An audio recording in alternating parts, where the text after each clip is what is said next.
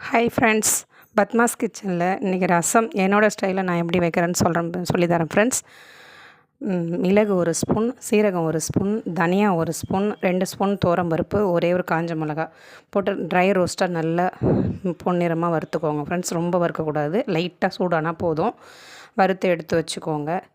ஒரு சொம்பு தண்ணி ஊற்றி அதில் ஒரு சின்ன பால் அளவுக்கு புளியும் ஒரு 2 தக்காளி பழத்தையும் போட்டு இதோ போடுறேன் பாருங்கள். 2 தக்காளி பழத்தையும் போட்டு நல்லா கொதிக்க விட்டுருங்க.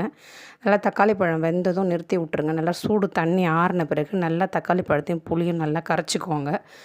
கரைச்சிக்கிட்டு இந்த இதை நம்ம வறுத்து வச்ச பொருளை அரைச்சி எடுத்துக்கோங்க. மிக்ஸி ஜாரில் ஒரு பூண்டு, முழு சைஸ் ஒரு பூண்டையும் போட்டு அரைச்சி எடுத்துக்கோங்க.